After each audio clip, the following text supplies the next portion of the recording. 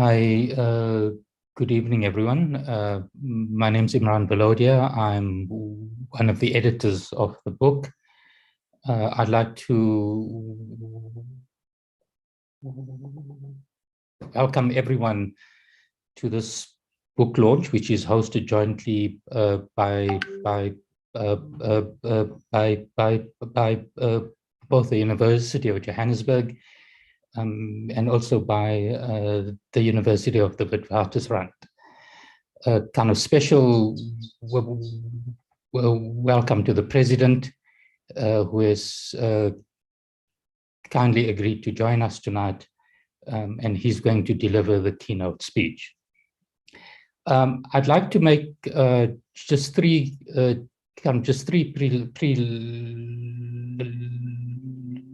preliminary points before passing on to my co-editor,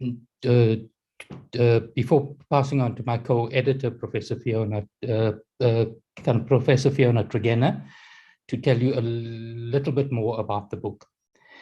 The first point I want to make is that kind of anyone who has edited a book will know what a task that is. What we have here is a huge book with a large number of contributors. And I'd like to thank everyone, from those who conceptualized the book, to the authors, to those who assisted us with the refereeing, to those who kind of undertook the production, and kind of everyone in that process. A huge thank you for getting us to this point where we can launch the book. The kind of second preliminary point I'd like to make is to remember those who can't be here with us tonight. There are two kind of authors, Professor Bill Freund and Professor Vishnu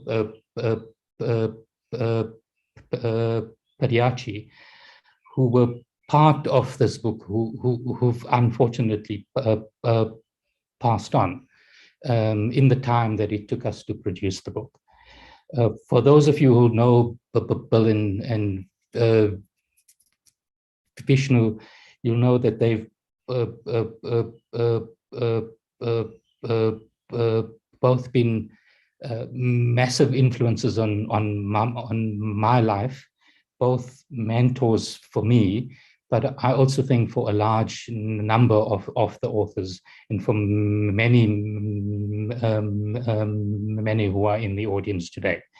I just like us to think about the two of them for a second.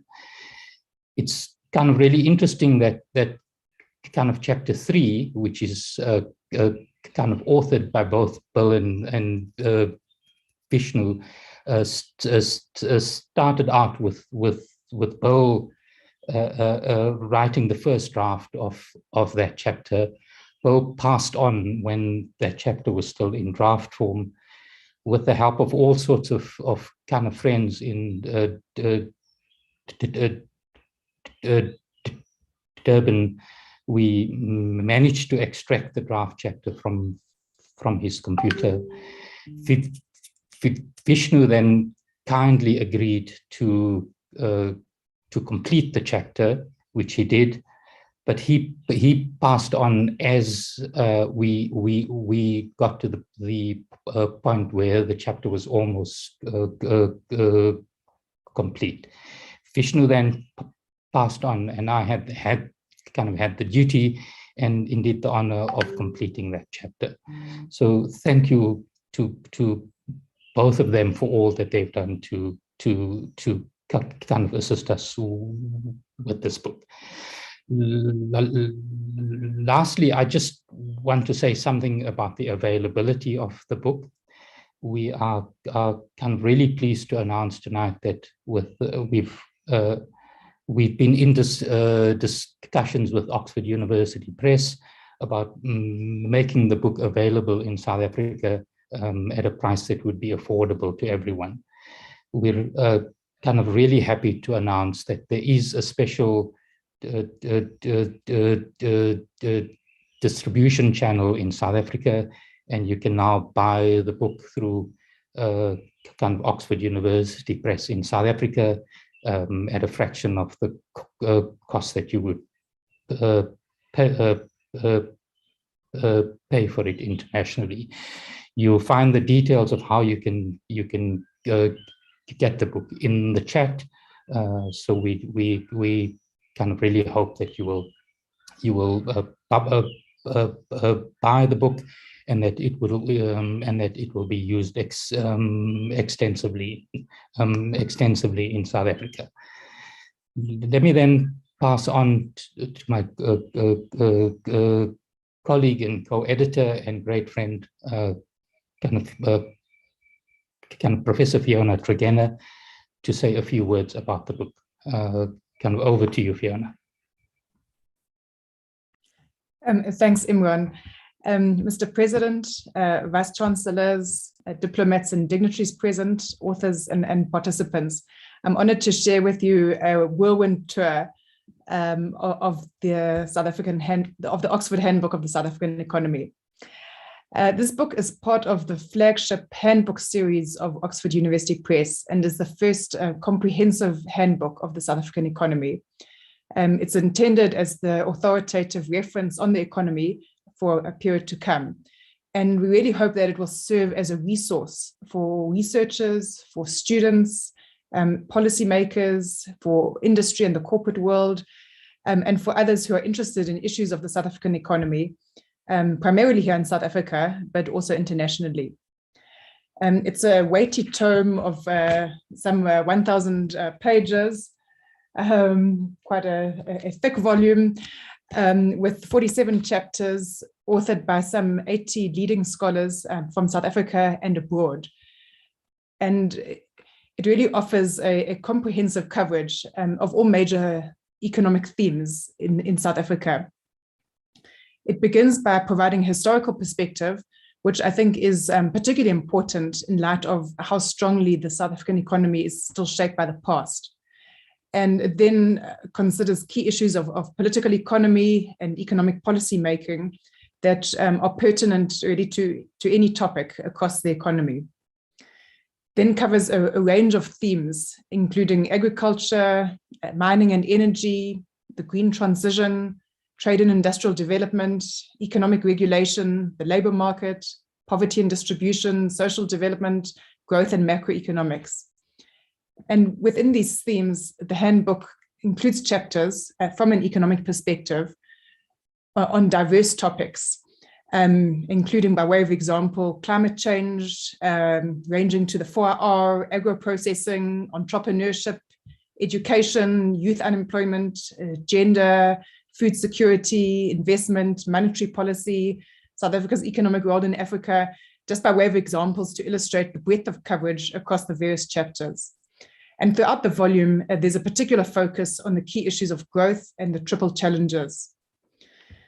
I think the analysis across chapters also brings out, on the one hand, the commonalities between South Africa and other developing economies, and particularly other middle-income economies, as well as, on the other hand, the unique characteristics and the depth of challenges in our own economy. One way in which this sort of comprehensive handbook is important is in bringing together scholarly research on such diverse topics. This also sheds light on the extent to which these topics are actually interrelated and the importance of an integrated approach rather than thinking and working in silos. Often we find a tendency both for researchers and for policymakers to focus quite narrowly on their own areas of interest and expertise. And by bringing together in one volume such diverse topics, hopefully will help us to understand some of the links between these myriad challenges facing the economy, as well as underscoring the need for integrated ways of thinking and in policy responses. We also aim that in bringing an economic lens to a range of topics, that the handbook will have value for readers who are interested in topics such as health, migration, or energy, for example, from disciplines beyond economics. Each of the 47 chapters of the handbook provides a detailed and a state-of-the-art synthesis of the current literature and evidence on its topic, while also making original contributions to knowledge. And all of the chapters, as part of the process, went through rigorous peer review processes, as well as being discussed in 2 workshops as part of putting the book together. We really hope that these chapters and the handbook as a whole will serve as the starting point and the kind of go-to reference for readers who are interested in particular topics. It's also worth mentioning that the contributors to the handbook come from quite diverse analytical perspectives. And I feel that this really enriches the book as a whole. And the volume doesn't really seek to advance any particular standpoint, but rather it provides rigorous evidence and allows readers to form their own views, both analytically and as to appropriate policy responses. So, Mr. President, and to everybody present here, we hope that you find this a valuable resource, and that in addition to its scholarly value, that it contributes in some way to addressing South Africa's economic challenges. Thank you. Great, Fiona, thank you. Thank you so much. I'm now going to move straight on to the Vice Chancellors to welcome the President, and we'll then move on to the President's speech. So let me then pass on to the Vice Chancellor of UJ, Prof.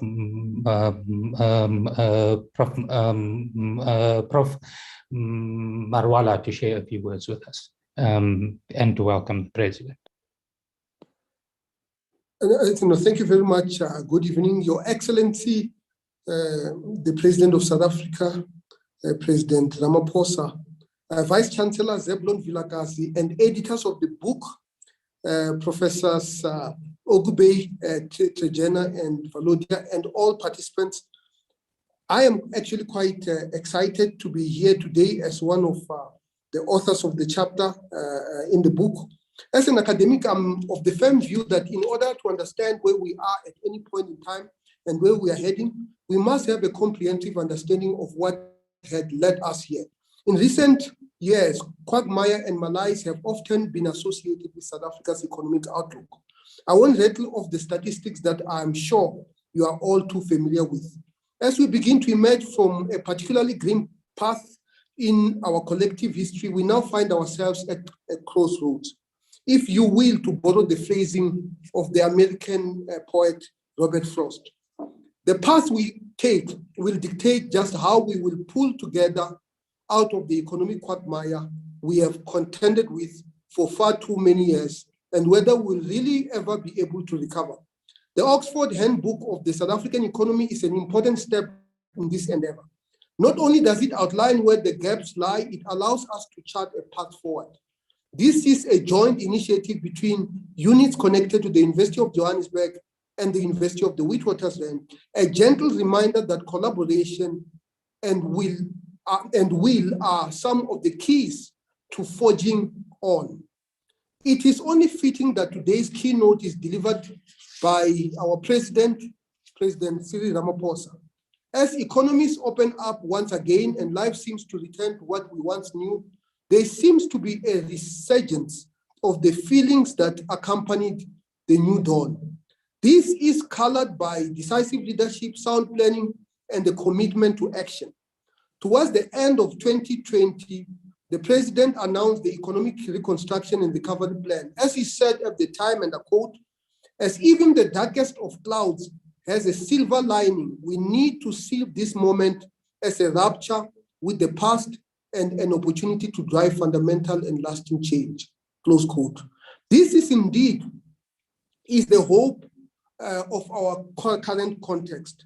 We can subvert our economic narrative yet. As the writer Arundhati Roy reminds us, and I advise we should certainly hit at this juncture, nothing could be worse than a return to normality. And I think this book actually gives us a path to that future. I thank you very much. Great. Thank you so much, Prof. Thank you so much, Prof. Marwala. Let me move then straight on to the Vice Chancellor of WITS, Prof.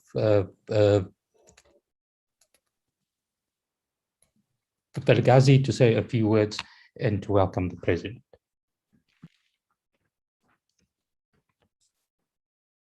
His Excellency, President of the Republic of South Africa, President Ramaphosa, Vice Chancellor of the University of Johannesburg, my colleague and friend, Chilize Marwala, Professors Okube, Tregena, and Imran, for their sterling efforts in publishing this book that we are launching today, the Oxford Handbook of the South African Economy. To all the contributing authors of what promises to be an incredibly seminal work on the economy of this giant that is yet about to be woken, the South African economy, the engine of this subcontinental region. To all media and others in attendance and diplomats, greetings. This book brings about some of the important truths about our future, bringing exactly what ills need to be addressed and how to do that in an impactful, inclusive, and therefore sustainable way. Mr. President, what is often forgotten is that even scientists, physicists, and engineers included, like myself and my friend Bomarwala, is that like anyone else, we care about poverty, inequality, and the economy. We come from and are members of societies that everyone is, despite being stargazers and AI specialists and nuclear scientists. We are, after all, products of this economy, and we are shaped by our backgrounds. It is imperative, therefore, we rebuild our future and mindful of the mistakes and false starts we have done in the past. I'd like to also say that the university is turning 100 this year, has been part and parcel of the fabric of the economy of this city, Africa's most, the engine room of this African continent. And the university turns 100 this year. And certainly, Mr. President, I look forward to inviting you to visit us despite your busy schedule. I'm saying this because universities are very central, as evidenced by what you're seeing today, in driving evidence-based policy making that will shape and help us in charting a path that will lead us to a better future for our children and the world at large. Can you imagine Whitehall without Oxford and Cambridge? Washington without the think tanks at Harvard and other universities? The great Grand Écoles of France, which have shaped Élysée. We are central as centers of thought, obstreperous as some of the academics might be, to actually provide that evidence that will shape policy. Universities are treasure troves and sources of soft power for a country. I believe that South Africa should be proud of having at its apex some of the leading universities of the global South and indeed in some aspects of the world. They are part of the fabric of finding solutions to this country, not just ivory towers. And this book indeed is an exemplar of what these universities can play in advising and shaping policy and moving the dial in thinking around solving some of the vexing problems. As you mentioned, Mr. President, that we need to have a moment of dreaming. This is a silver lining in a dark cloud. We will keep on striving through evidence to ensure that we participate meaningfully in taking this country to the next era of economic growth and prosperity. With these words, I'd like to hand over to you, Mr. President, and once again congratulate all the writers of this, which I believe will be a magnum opus and oeuvre for generations to come. I thank you, and I hand over to you, Mr. President. Thank you. Well, thank you very much, Vice Chancellor of the University of the Witwatersrand, Professor Zebulon Vilakazi, and Vice Chancellor of the University of Johannesburg, Professor Chilize Marwala, the editors of the Oxford Handbook, of the South African economy, Professor Imran Valodia, Professor Fiona Trigena, and Professor Akebe Okube.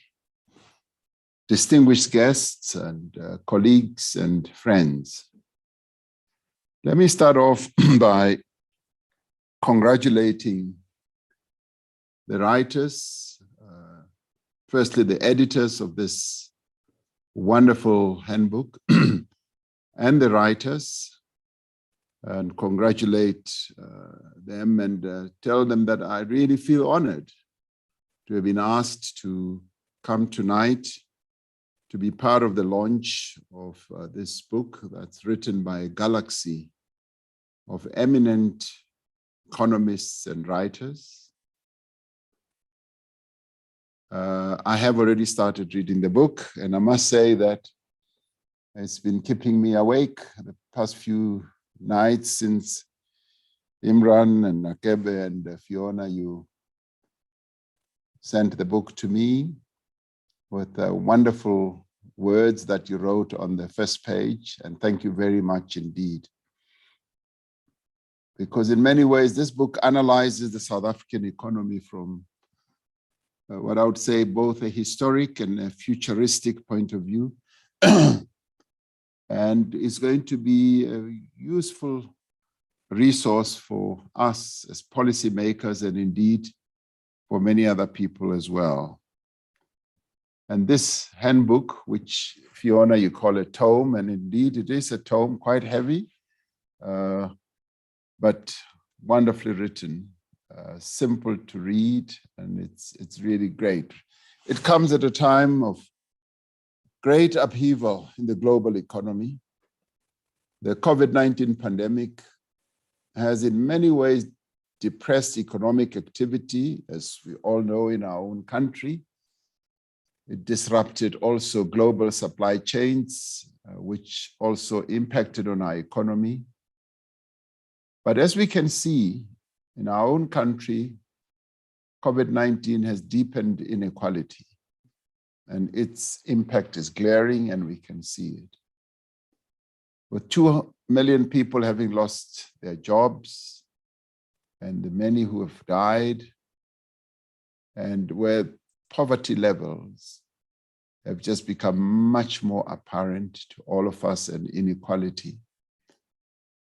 South Africa's economy has similarly been affected severely like other economies. While the economy expanded by 4.9%, in 2021, the impact of the pandemic continues to be felt throughout the economy and society. And we know that there is a yawning gap between where we are and where we would like to be. And I think we all agree we would like to be elsewhere, not where we are. Post-apartheid South Africa continues to labor under a crisis of exclusion. And I particularly want to appreciate the approach that the book takes in identifying the issue of exclusion of the majority of people in our country from the economy, and perhaps more and more on inclusion, that we need to have an economy that is inclusive. 1/5 of households experience hunger. Over 1/3 of adults are unemployed in our country. And this remains one of the most unequal societies in the world. There are certain notions that lie just outside the grasp of economics. Notions of dignity and self-sufficiency and self-worth.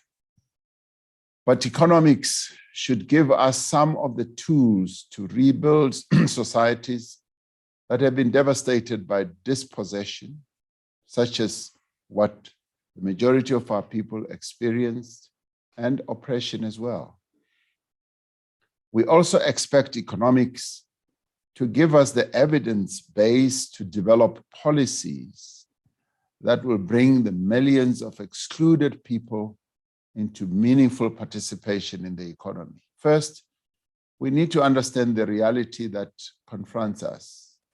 And this book helps us to understand more fully the South African economy. And as you correctly said, Fiona, it is authoritative. Economic theory predicts that developing economies will converge towards the performance of richer countries or so-called more developed economy countries. Capital flow, or rather capital will flow from where it is abundant to areas of the globe where it is less available and earn higher returns in those regions of relative capital scarcity. An open economic order, we have been told, will ensure that technology and know-how is diffused across the world, bringing all economies progressively closer to the technological frontier.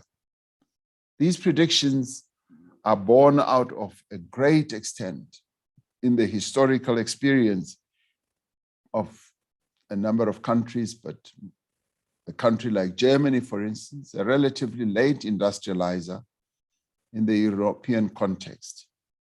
They can also be traced in the experiences of late industrializers in Asia, particularly countries such as Japan and South Korea.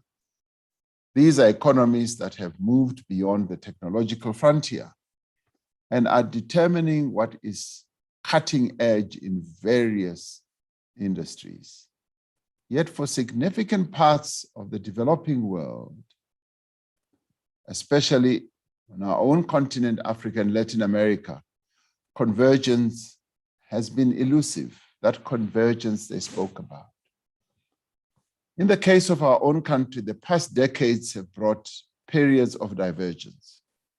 In 1970, GDP per head in South Africa stood at just over half that of the average G7 level, at 53%.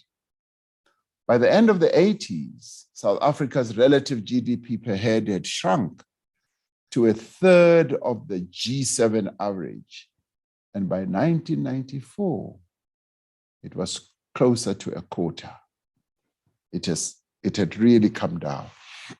Although there were periods of improvement towards 2009, the ratio fell back to 26% by 2018. By way of contrast, China clocked in at 2% of the G7 average in 1970 and surged to a third by 2018. Massive improvement. We have to ask ourselves why we are falling behind.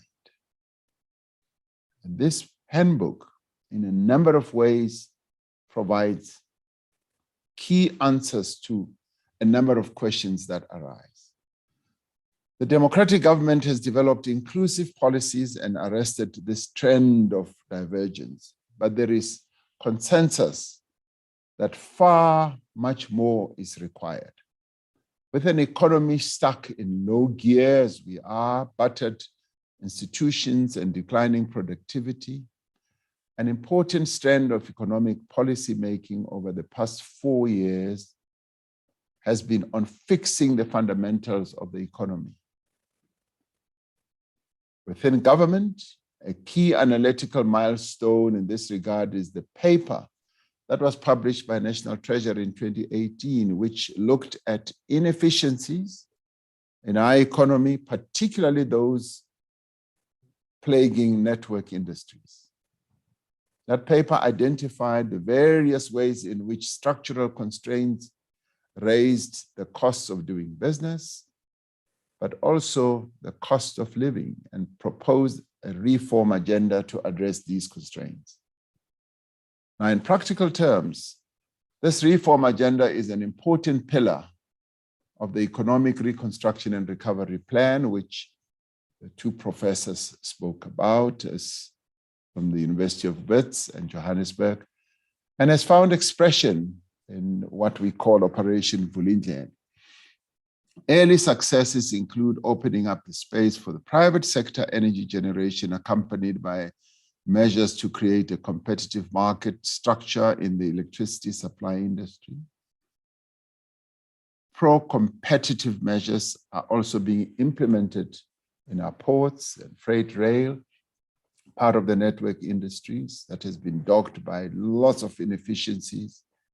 The digital sector will receive a boost with the resolution of long delayed processes of licensing of the high-speed spectrum and digital migration and broadcasting. And this will have an impact on just the cost of data, which is so important for ordinary people as well as students. In addition to reliable energy supply, economic development is also intimately bound with access to a basic need such as water.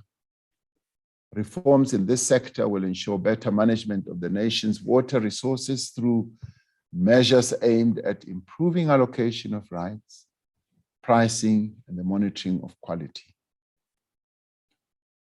To unleash the energy of the private sector, especially the small and informal segments, where the majority of jobs are created, we have created a red tape reduction team in the presidency to remove regulatory impediments to entry and growth. Now, all these things such as water, agriculture, and all that are covered in this book.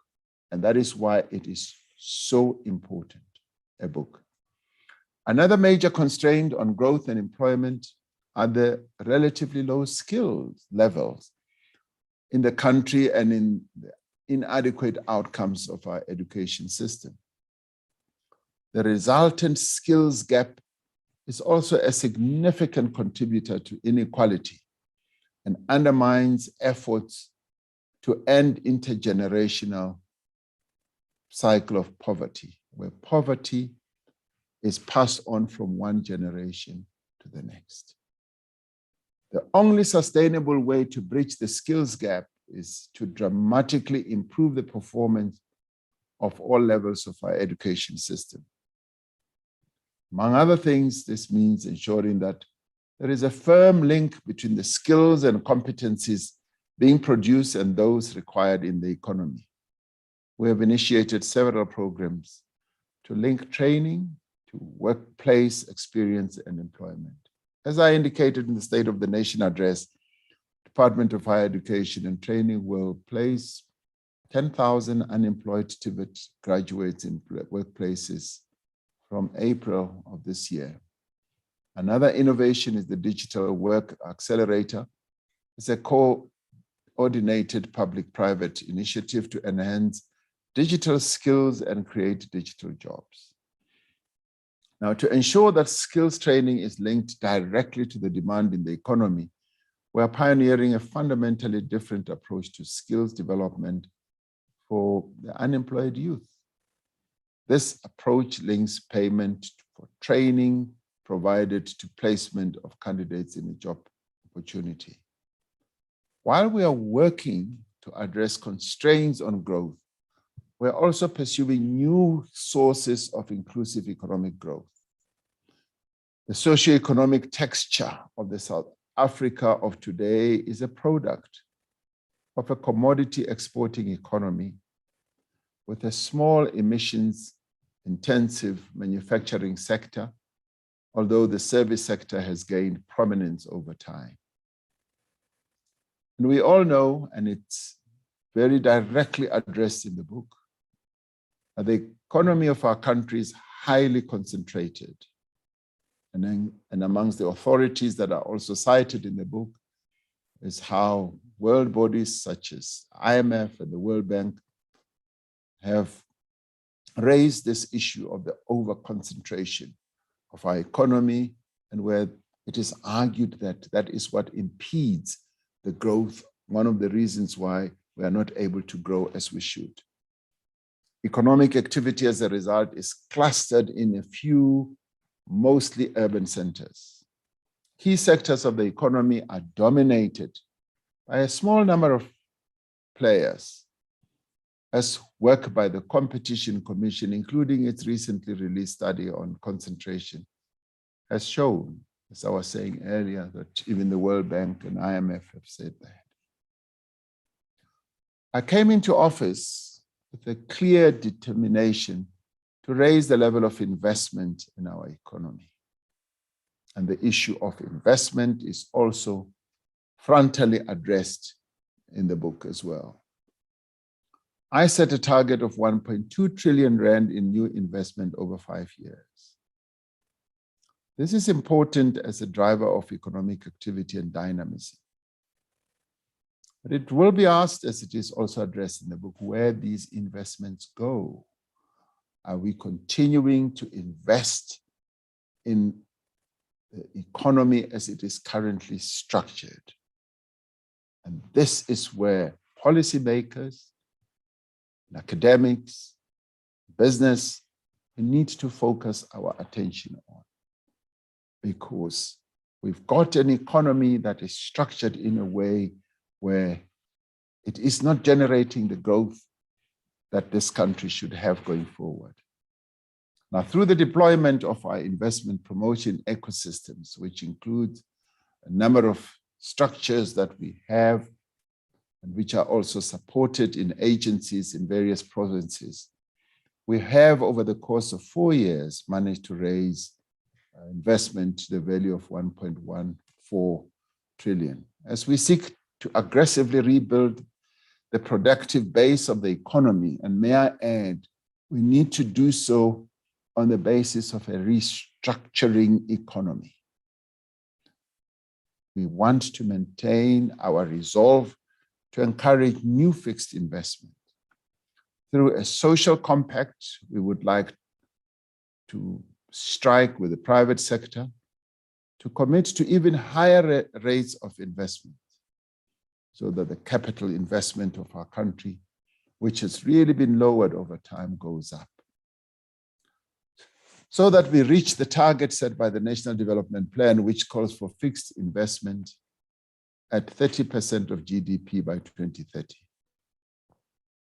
It's currently in the teens. Infrastructure development is an important driver of economic growth. We have improved coordination of investment from the center of government and set up the infrastructure fund as a key mechanism to use public funds to leverage private sector investment in this asset class. As an intellectual community engaged in economic research, many of you would be aware of the immense opportunities that are available as economies transition to lower emissions. Yet for an economy such as ours, the commitments we have made to avert a climate crisis carry with them significant risks. And I'm glad that the book also focuses on climate change and also records what needs to be done. These include the risks to our energy security, scale of industrialization, levels of employment, and economic activity in coal-dependent communities. However, the risks of not undertaking an ambitious and just transition are far greater. Over the past few years, we've developed various institutional mechanisms and policies to steer our just transition. Just this past week, I went to address the Congress of the National Union of Mine Workers, and I was really pleasantly pleased, I must say, to find that they've written a whole document on climate change and how, as a union, as the labor movement, and indeed as a country, we should approach the transition to cleaner energy. Of course, they focus on a number of pillars. One of the key ones is job creation and job retention, as they envisage that new jobs are going to be created, have to be created as we transition. The Presidential Climate Change Commission has provided helpful advice that saw us raise our climate ambition at COP 2026. On the sidelines of COP26, South Africa entered into a historic partnership, as we all have heard, that seeks to unlock $8.5 billion of grant and concessional finance to support investment in reducing emissions. Now, this work is going to be coordinated by a former governor of the central bank, who will be leading us in the negotiations and this whole process as we take on negotiations with a number of countries and to live up to their obligations under international treaties to contribute towards decarbonization of developing countries' economies.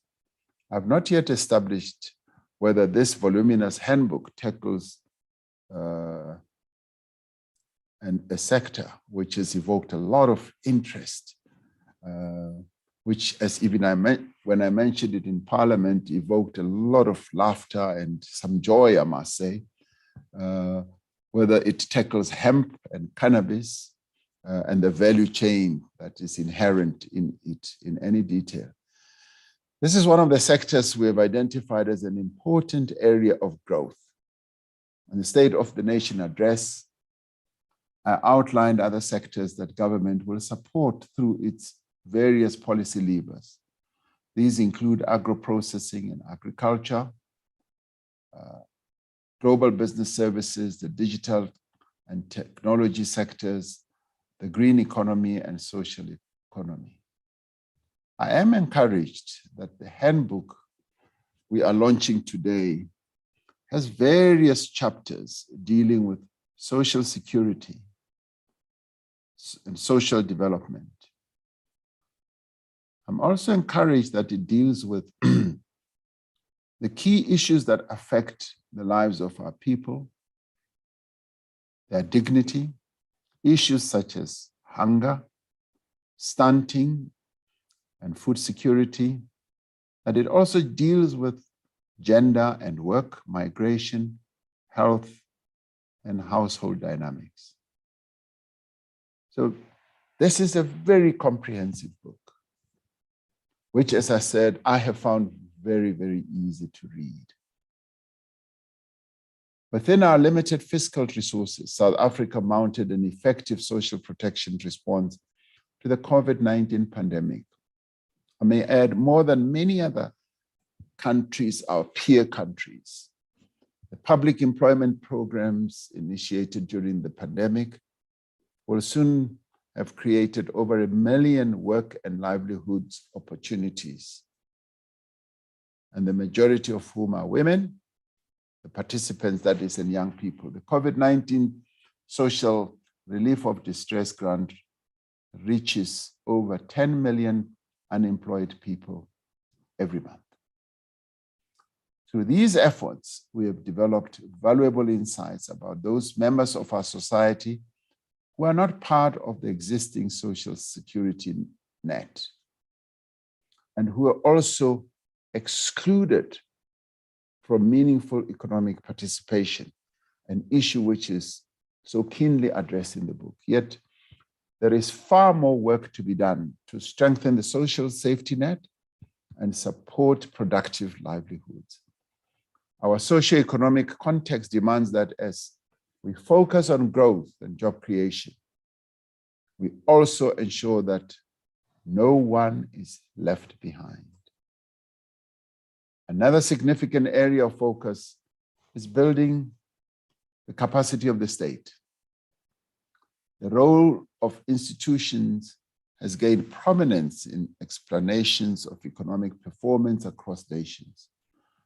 Strengthening the capacity of the state has been a top priority for my administration.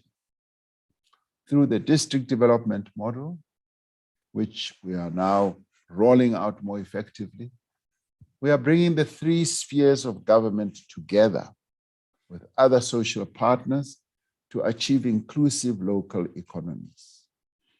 And this is going to enable us to get local players, local government, to focus on the growth of economies at the local level. Because as I've often said, investments don't take place at the union buildings. They take place at the local government level, where people live. We're taking steps to professionalize the public service strengthening criteria for recruitment and advancement, and building a culture of career-long learning and development. We know both from our experience of governance and the reports of the State Capture Commission how deeply damaging state capture and corruption has been. Apart from the substantial resources that were stolen from the state, these activities eroded the capabilities of vital institutions, and in some cases, really denuded those institutions of capable people, as a number of them were driven out deliberately so that malfeasance can find a place to grow. And rebuilding these institutions is therefore for us an economic imperative. Equally important are the efforts underway to prevent the destruction of economic infrastructure by criminal syndicates who extort money from businesses, and organized crime and gangsterism that is just becoming rife in the country. Crime and violence has both a huge human cost and an economic cost. That is why we have prioritized the stability of the leadership of our law enforcement agencies, security services, and criminal justice entities, and are working to ensure that they are better resourced and capacitated. Now, as we launch this Oxford Handbook of the South African economy, we are in effect reaffirming the importance of improving the quality of national dialogue on the economy. Now, I really welcome the diverse contributions contained in this handbook, because in many ways it promises to provide a holistic take on our economy and make South Africans to really understand their economy. To understand the economy through the years of apartheid, and also a bit of a take on what colonialism did to structure our economy as it has. As the book says, our economy really has its roots from the past, the colonial and apartheid past. It covers a number of issues, the real life of South Africans, in terms of its history, but its current, and also what its future ought to be. And it does so with a thorough analysis. And as Fiona said, world-class type of analysis, which is peer-reviewed, of the various sectors of our economy in the 47 chapters. It is also important that the book examines emerging features of economics, such as the dynamics of the just transition and the green economy. Now, I was glad to hear Professor Valodia saying that the book will be disseminated and it will be made available. I really encourage the wide dissemination of this book. Its authors need to be actively involved to take their work into the public domain, to deepen the engagement of citizens with economic knowledge, understanding, as well as understanding policies. South Africans are never short of ideas on how to manage the economy. We've got 60 million people in our country, and I can bet you that there are 60 million ideas. But this book is going to inject a lot of enthusiasm with a historical view, empirical evidence, and an analytical framework, which will enable all of us to be able to more intelligently, rooted in real evidence, to be able to analyze our economy and to be able to see how this economy can move forward. We should not repeat the mistakes of history. We should be aware of the consequences of our economic pronouncements and policy leanings and choices. Over the past few months, we've been engaged in engagement with social partners to craft a social compact for job creation and economic growth. Now, I'm really delighted to have on this platform Professor Valodia, who we worked with when we crafted the national minimum wage. And the fear at the time was that the national minimum wage is going to destroy jobs.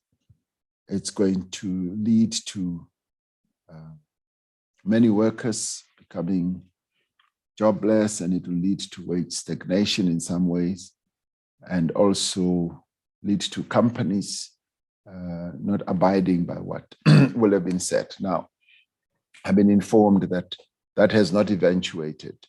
So it's a real joy to share this platform with Professor Valodia and also Professor Trigena, who sits on the Presidential Economic Advisory Council. Now, we're seeking a compact with the private sector, unions, communities, a compact that will complement the Economic Reconstruction and Recovery Plan with a sharp focus on employment. Now, as we emerge from the worst of the pandemic, we recognize that the crisis of economic exclusion that threatens to engulf our country can only be overcome through concentrated and concerted action by all social partners. Now, this social compact will focus on a clear set of actions by each of us. We have to face the trade-offs and the sacrifices that are required for a decisive break with poor outcomes in our labor market and in the economy. This is the time to move beyond platitudes towards a clear set of commitment underpinned by a concerted resource mobilization by all parties. We trust that the analytical work produced by this intellectual community, who I call a galaxy of really well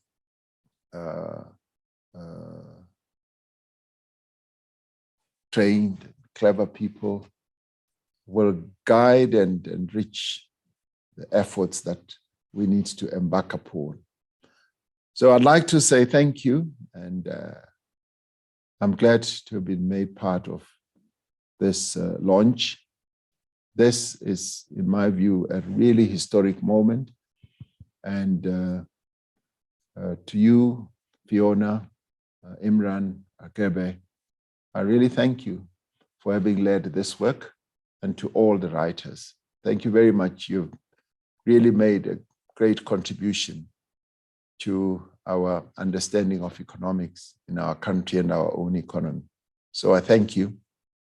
Thank you very much. Thank you so much, Mr. President, for those kind words and for an inspirational speech. For me, there were three hallmarks of your speech, which comes across in everything that you do. The first is your commitment to kind of science and knowledge. Secondly, your commitment to an evidence-based policy making process. And thirdly, to the need for us to have public engagement and debate and consensus about the pathway that we follow. So we're extremely grateful to you, Mr. President. I'm going to now pass on to Prof. Akube, who's the third kind of editor of the book, for him to share a few words with us. Over to you, Akube. Thank you. Excellency President Cyril Ramaphosa, Vice Chancellors Professor Zeblo Vilakazi and Professor Shelezi Maruwala, please allow me to thank the President for his gracious remarks and insightful keynote speech at the launch of the Oxford Handbook of the South African Economy. It's indeed a great honor and has a symbolic significance. I would also like to thank Vice Chancellors Professor Marwala and Professor Vilakazi for their support and welcome remarks. Excellencies and distinguished participants, we are grateful to all contributing authors, to the reviewers, and to the Oxford University Press for making this landmark scholarly work a success. I hope this handbook will be valuable for policymakers, academia and students, and the private sector, and will stimulate conversations and productive debates. Despite South Africa's specific context and peculiarities, the Oxford Handbook of the South African economy has significant implications for economic transformation and policymaking in Africa. I would like to highlight 3 key points which I have learned from my own 30 years of policymaking experience and intellectual work. First, government policymaking must be based on empirical evidence and supported by relevant research. However, policymakers often try to steer economies in unnavigated waters, clouded by great uncertainty and a complex environment, and under the pressure of conflicting interests and political constraints. Policy-relevant research helps officials work through the implications of various options and to be aware of pluralist and alternative perspectives. But that only happens through sustained and open conversation between policymakers and the academic community. Your Excellency presence today helps to highlight and stimulate this conversation. Second, economic transformation must be at the center of policymaking. An economic transformation drive requires sustained high growth for an extended period and one that puts employment creation as well as narrow inequalities at its front and center. Economic development necessitates massive and sustained investment directed at developing productive capacity, complemented by education and infrastructure development. This has been underlined by His Excellency President. Moreover, economic development in the 21st century must pursue a green path towards carbon neutral growth if it's to be truly sustainable. This is easier said than done. The editors of the handbook believe that ensuring high growth and inclusiveness while developing appropriate technological capabilities are the key challenges for South Africa in escaping the middle income trap. Excellency, distinguished participants. Finally, economic transformation and catch-up success require a state that champions development and growth. The state has to learn from the policymaking processes and outcomes constantly. African countries' policymaking exhibits significant variations in unevenness, imbalances, and tensions, which could be a learning source for policymakers and researchers. This will contribute to enabling Africans to build on the advantage of being latecomers. This handbook reflects considerable learning from South Africa's own experiences and their variation across time and across sectors. I hope this handbook will inspire African scholars from all over the continent to initiate similar handbooks and studies of other African countries' economies. I thank you. Great, Kabir. Thank you so much. So we've come to the end. So we've come to the end of the proceedings for tonight. I just want to kind of highlight a few things before we close. The first is that this is the first of a series of book launches that we're planning. We're planning to have a number that would deal with the actual chapters, and kind of plan to have them kind of in sections across the country. So please look out in the press for that, and we'll share details of that. Let me thank the President, his entire team, kind of all of the authors who contributed to the book, the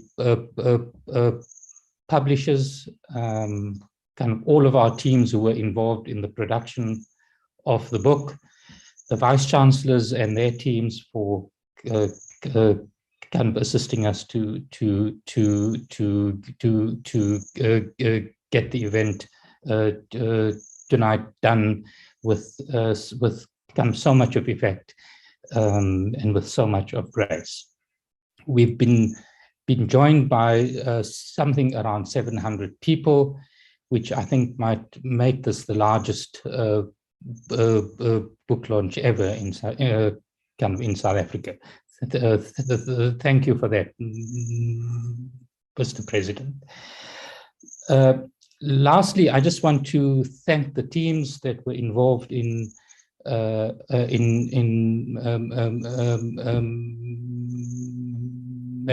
making this online book launch possible tonight, especially the whole of the administration team in SCIS and the whole of the administration team in Prof Tregena's kind of NRF chair. We're all really grateful for the work that you've done. I do have to single out one person who did kind of all of the work to get the event done and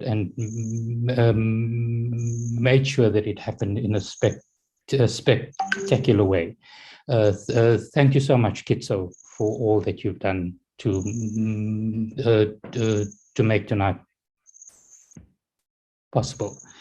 With those words, then let me close the event. Thank you again,